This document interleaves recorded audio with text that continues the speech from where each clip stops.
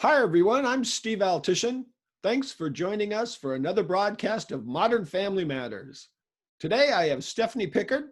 Stefanie is a financial advisor with Johnstone Financial Advisors, and she's here to discuss financial therapy, what it is, how it works, and who can benefit from it.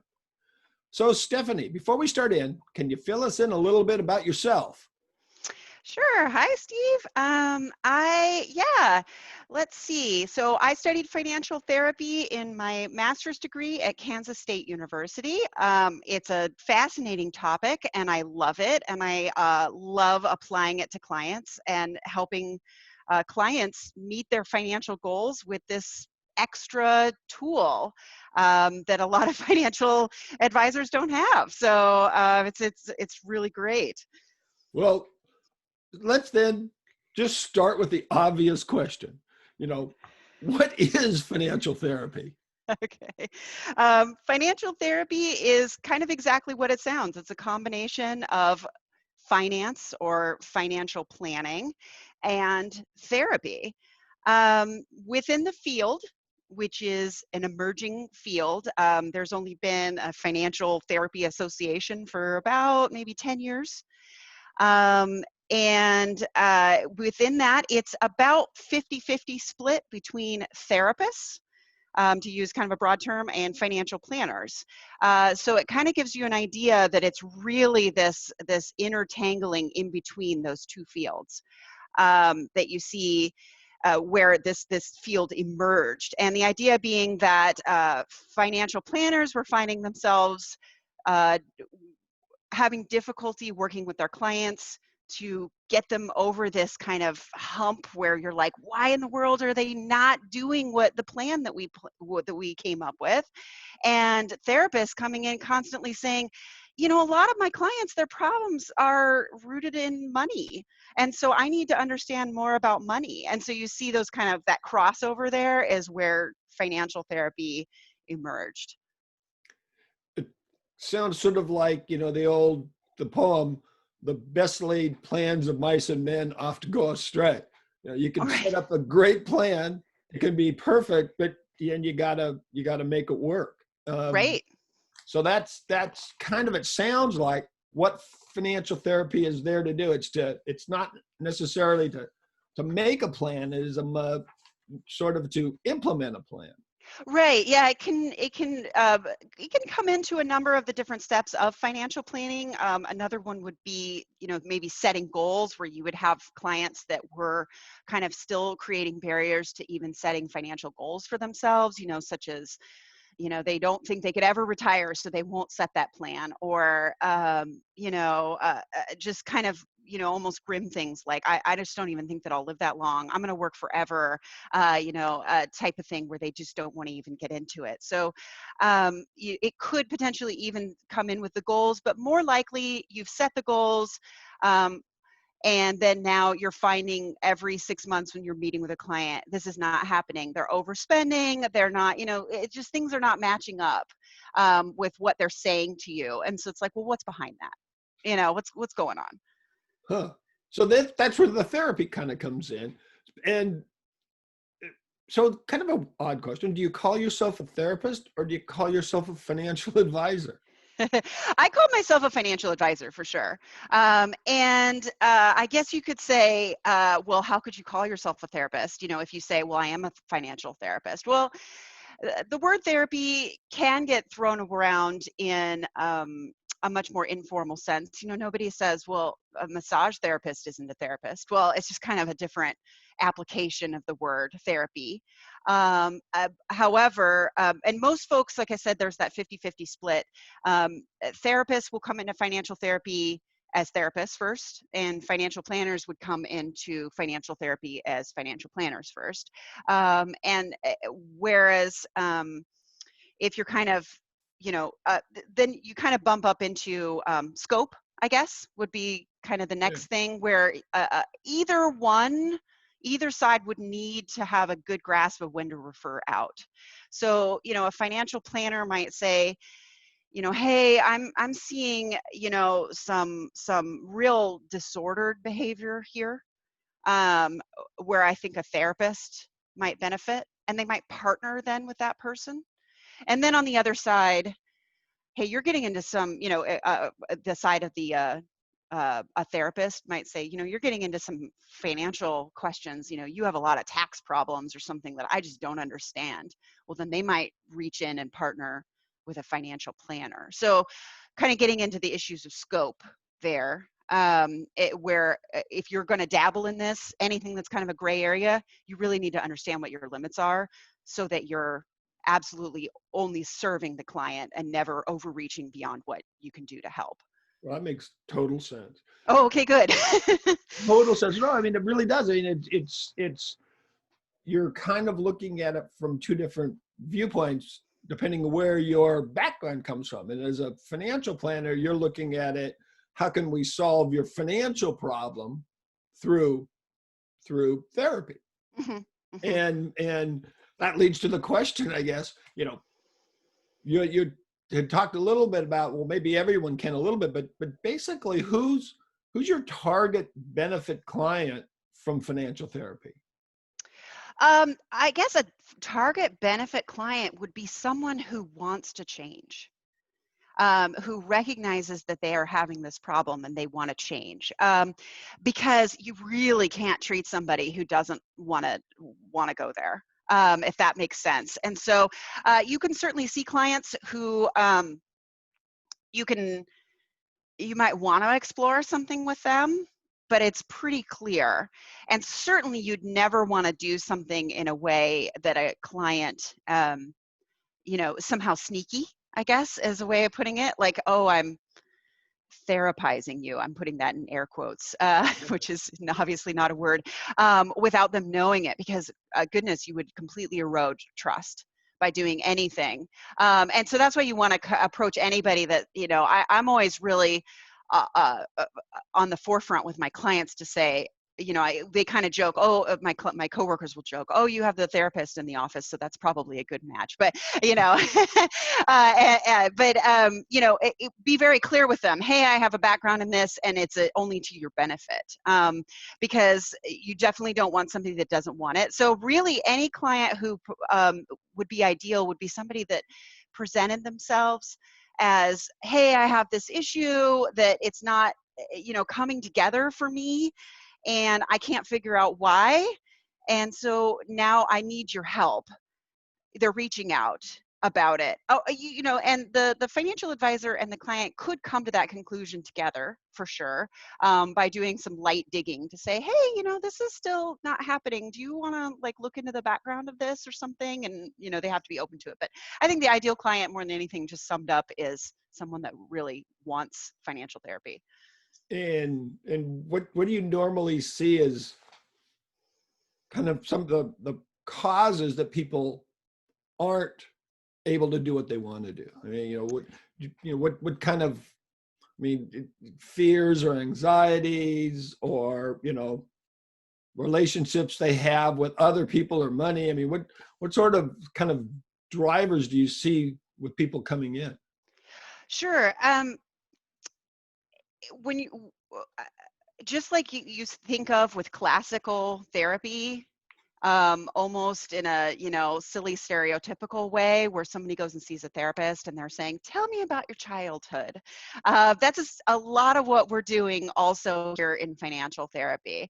It's truly believed that most money behaviors are rooted in your family and your experiences with money throughout your life. And so it's just exploring and digging out those various relationships and events, so that when you do find that you're behaving in a certain way, financially, that goes against your best interest, then you have something in your mind that then turns on to say, oh, I've explored this before, and now I understand that that's not my best interest talking. That's my mother talking, who didn't have hers or my best interest in mind, or that's my trauma talking, where this has happened, something similar has happened before, but now I'm going to find a different result. So that's kind of where we're looking into opening up that. So then what kind of tools, how do you use financial therapy just in your interactions with your clients? Okay. So a few things with every client, not necessarily ones who have approached about financial therapy or maybe even really need financial therapy. For the most part, they're logically following their financial plan. I kind of like to separate it into a little bit of, I don't know, covert is kind of a, I don't want to say sneaky, but it's less noticeable therapy, which is just really good skills that any therapist or financial planner should have. Just really good listening techniques. And within that, observing their behavior, looking for any sort of red flags that, might then lead towards needing some sort of therapy. But within that, then you're also building trust with with the client and the relationship. Um, and then more than anything, just kind of facilitating rather than forcing any sort of change within the client. Those are all things that where you're just kind of doing that within the financial planning relationship. You're essentially just sitting on the same side of the table as the client, always on their side, never against. So that's kind of for everybody. And then when you go to actually apply, like I was saying before with that ideal client, where they come in and they say, hey, I'm not getting past this thing that's hanging me up, or you've given me this financial plan and it makes sense but I can't implement it, something like that, where you're getting into actually applying therapy techniques to that person, because we have decided within our relationship that we are going to do financial therapy together. So those are two different things. And then more specifically, when it applies, because this happens so much, is that it can apply to couples as well, where you might have two clients coming in, and they clearly have this conflict between them. So maybe individually they could apply their financial goals, but together they're not able to. And so then applying techniques, therapy techniques to, both of them, to explore that relationship, their individual relationships with money, and how those can either support each other or then where they have the conflicts within that. So kind of three different levels, kind of the basically, to sum up, just like the applies to everyone, sitting on the same side of the table, really good listening, always in tune with the clients, and then that more overt therapy, yes, we're going to do therapy together. On the overt therapy to Mm-hmm. start, it sounds, especially the couples therapy kind of stuff. I mean, this sounds Yeah. like a lot of stuff that you know we at Land Home Family Law can see. It's very much the same kind of issues that divorcing couples kind of come to. It's the two of them have different uh, ideas. They have different concepts about how they should spend their money, and Mm-hmm. that's Mm-hmm. a root in a lot of problems. Absolutely, it is. Yeah. The, the other thing, and in the covert that strikes me, is the looking for red flags, because again, that's what we do a lot, is look for red flags, both in issues with potential couples having trouble, but in with estate planning. Mm-hmm. There's lots of kind of those red flags. So you know what are some of those red flags that especially what would kind of talk to, if someone comes in, for instance, and their first 20 minutes, all they're talking about is, which is not totally unusual right now, but Yeah. what's happening today. They're afraid to go out of the house. Uh-huh. Maybe they've been furloughed. Maybe Uh-huh. they're afraid their business is gonna go under. I mean, these things seem to me to be red flags. But what sort of red flags do you kind of really strike at you? Oh, sure. I guess a little bit more specifically on red flags as it applies to Therapy, it might be something as simple as, probably the most obvious would be, overspending or compulsive buying, something like that, where you're seeing that somebody is really working out of their best interests with their money. On the other side of that might be something like workaholism, Yeah.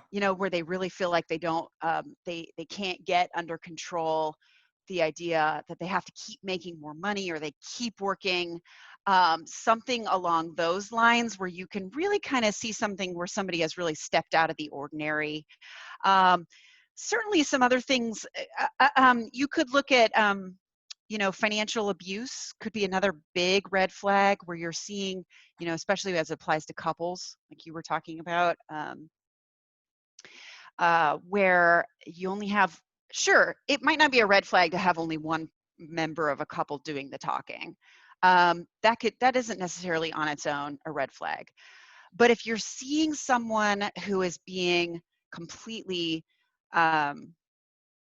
left out of the conversation, it might be different if they're sitting at the table and they're clearly kind of uninterested, like, ugh, I hate money.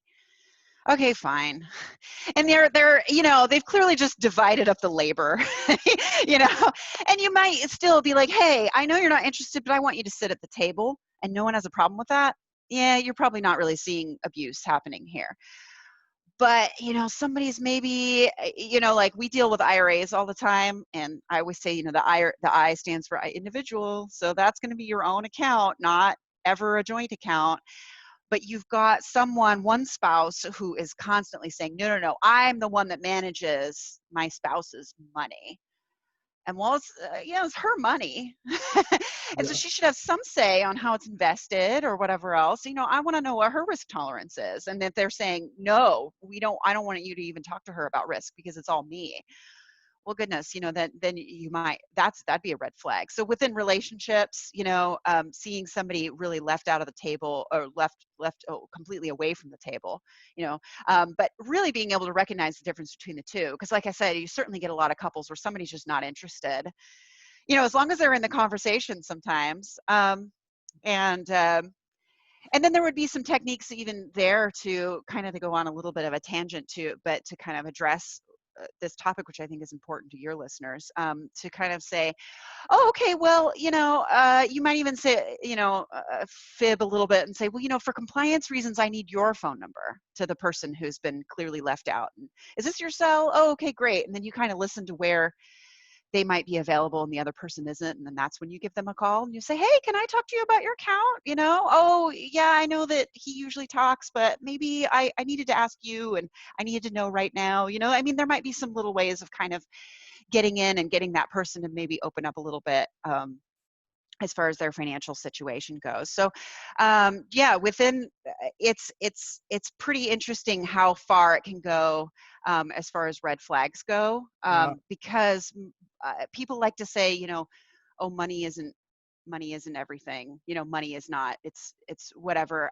Which I agree with, sure, but at the same time, money is kind of everything because it's our resource. We don't go out and forage for berries really anymore. We work and we get money to buy those berries, and so it becomes everything to us. And so if you have money problems, then it's everything. Yeah. Um, and that's the reason why it is such a problem for people and relationships and everything else. Oh, that makes so much sense. I mean, money. A lot of people, money's a symbol as much as anything else. It's like it's a Sure. status of itself. But Oh, you're getting into what we're getting into a little bit later oh, here. so let's do that. Yeah. Okay. What are some of the tools that you? Okay. Perfect segue. Yeah.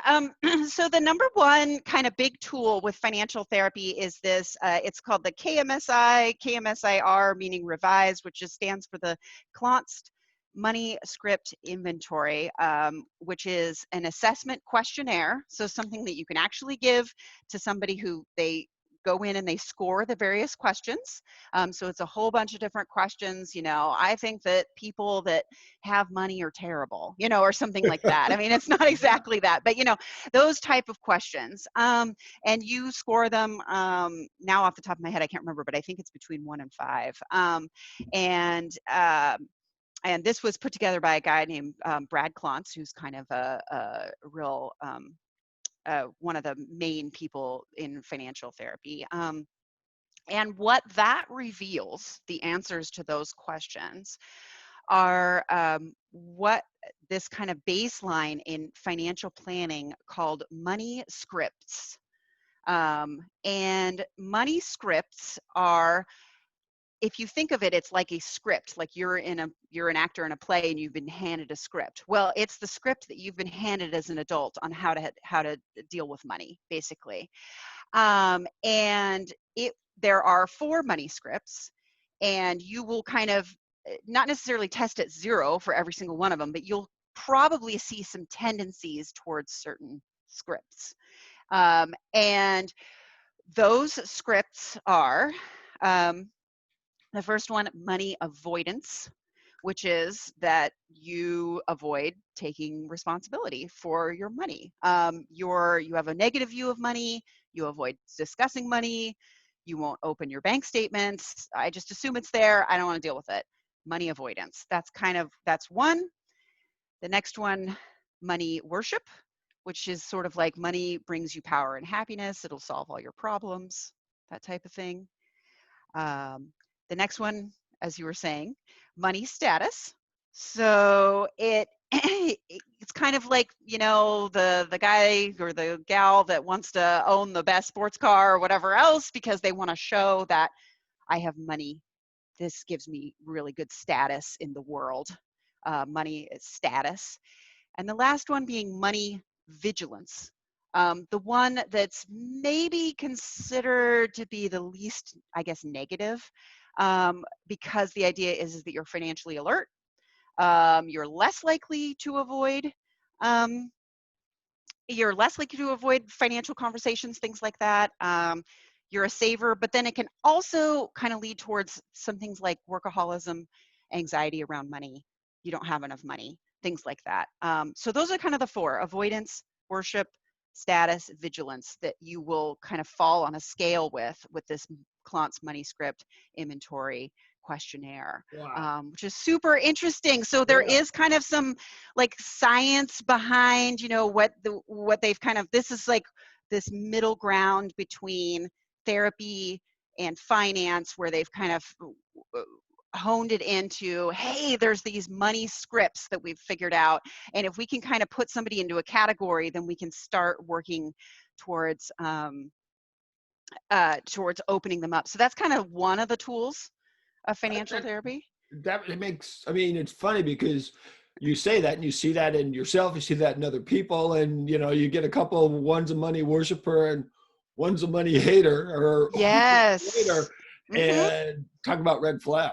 Absolutely. And you can even have, actually, I'll share, before we had this conversation, I kind of went back, and because I had to, of course, take the KMSI for myself, and I came in, not surprisingly, with being a financial planner, that I'm strong in money vigilance. But then the next one down for me was money avoidance, which seems really conflicting, because one of them is like, I want to talk about money, and the other one is, I don't want to talk about money. And so then trying to figure out kind of, disentangling within yourself, well, why did I kind of test high in those 2 areas? Well, it kind of goes down to there might be some overlap there with some anxieties and things like that, for sure. And so but it is interesting. But yes, within couples, this is where you can really come out and go, oh, I see. Yeah. And even just in a couple's relationship, that awareness of the other side, I mean, it might even be enough to really help with a lot of problems, right?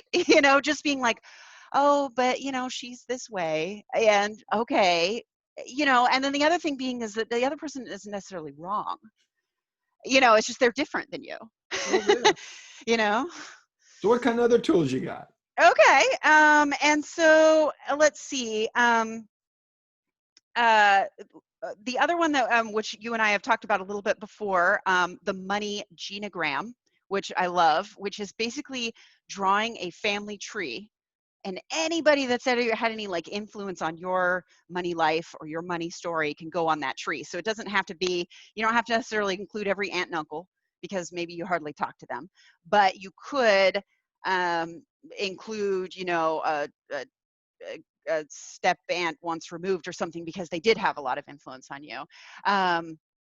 And so you can, and what you do is you kind of draw that out, and you're like, you talk about their income, you talk about how they saved, how they retired, whether or not they retired. You could even get into, you know, if they had health issues, you know, anything like that. And it kind of, then you can kind of look to see how these, you know, money behaviors then pass down from generation to generation.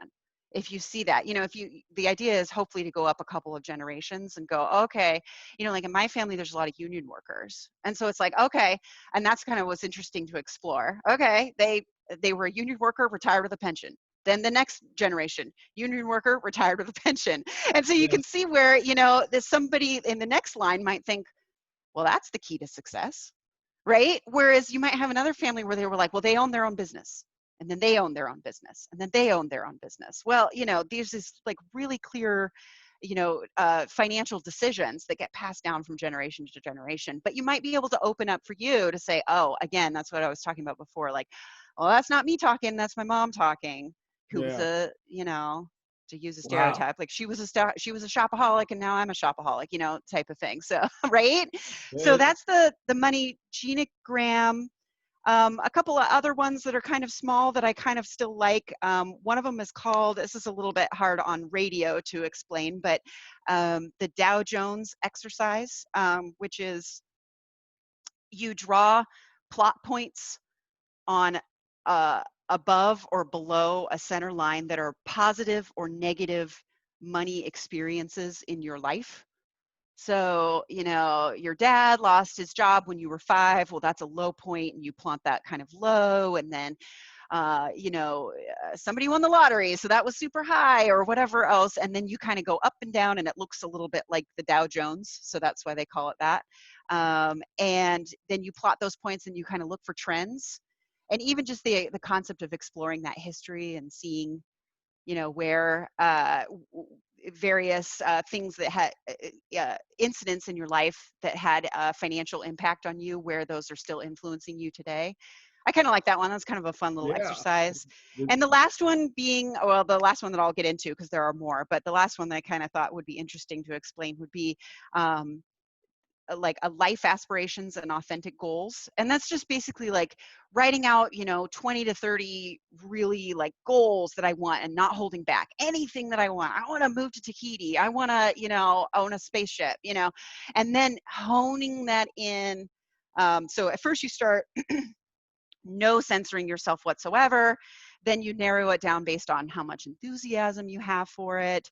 Then you start looking more and more feasible, assigning a dollar amount, and then tasks. So then how do I actually concretely get to these things? So kind of to, if that makes sense, just, you know, you start really broad, anything that you possibly want, and then you start in life, anything you possibly want in life, and then you start narrowing it down slowly towards um, more and more towards things that are feasible, how much they cost, money wise, we'll get there. So does that make Yeah. sense?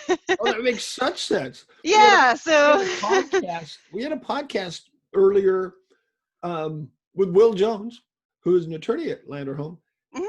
about the divorce process, and very similar. Kind of Oh, start okay. out asking for the moon or wanting the moon, Oh, and right. then work down toward the realistic, you know, goals, and getting to a final settlement. And it's that same sort of concept. I really like that. Hmm. So it sounds like you were kind of talking about, you know, you were taking some of these tests. So why are you practicing on yourself? Right, exactly. No, very good. So I think if you, as a financial planner, also, I think every financial planner should do a little bit of financial therapy, but especially if you want to apply, especially if you want to be a financial therapist, applying financial therapy to yourself first needs to be the first step. That's for sure. Because you need to understand you as the planner, your money story.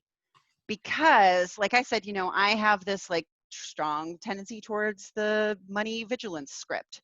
And so sometimes for me, I might see, somebody who's, more of a spender or more of whatever, and they're not going outside of their goals whatsoever. It's still within their plan, but I might insert myself in some small way by judging or having some sort of bias or want to push them in some sort of way.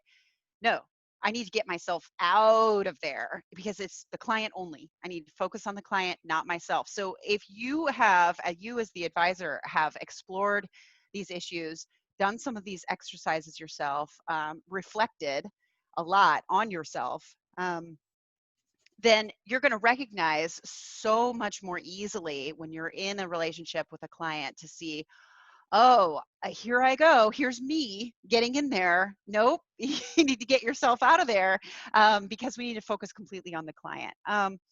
So that's kind of why I think that I've done these exercises for myself, and I think that probably every financial advisor should do something or some sort of exploring of their own thoughts and biases. So then you integrate that into your, financials plan for your client. Yeah. So the other thing that it kind of goes back to is a little bit of just being able to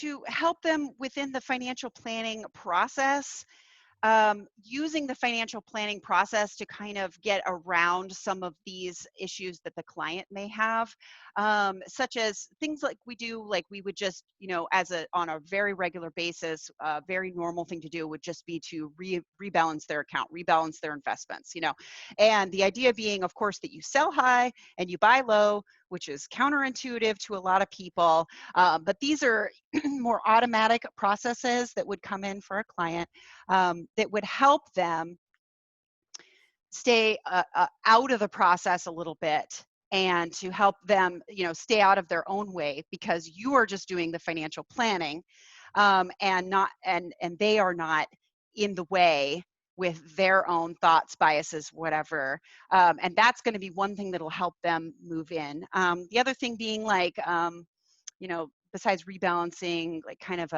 using different buckets, like this is your short-term budget bucket, this is your long-term bucket, whatever that might be, because then you can kind of convince them, okay, well, with this short term, we're not going to take much risk, and then that's going to open you up to taking much more risk with this more long-term funds that you have set aside for retirement. Your short term, it's sitting in your checking account, we're going to take like no risk, but whereas, this is your IRA that you're not going to use for 30 years. So we're going to take a lot of risk with it. So those kind of basic financial planning techniques and tools obviously will kind of go around anybody's financial thoughts, feelings, biases, and will help them without causing them any issue, without causing them to get in the way, if that makes any sense. So It makes complete sense. You're putting people back on the rail who got a little bit off, and you're doing it, through looking at them in a little bit of a different light than maybe some other, traditional financial planners were. It's not all just about the numbers. So right. It makes Yeah. complete sense to me. Yeah. Wow, we could talk about this forever. I know. We've sort of come to the end of our time, but yeah. But thank you, Stefanie. This was really good. I mean, I can certainly see where, not only is this a fascinating subject, but it can be helpful to a lot of people who are struggling to stay on their financial plans for a variety of reasons. And the next time we get together, we are going to talk about the money story, because that is fascinating. Okay. Yeah. So also though, thanks so much for being here. It's just great. And I want to thank everyone who is listening to this episode of Modern Family Matters. And I remind people who are listening, if you have any family related topics that you'd like us to address, legal or otherwise, or if you're interested in being a guest on our podcast, please feel free to contact me, Steve at landerhomelaw.com. So once again, thanks everyone for joining us, and we'll see you next time on Modern Family Matters. Bye-bye.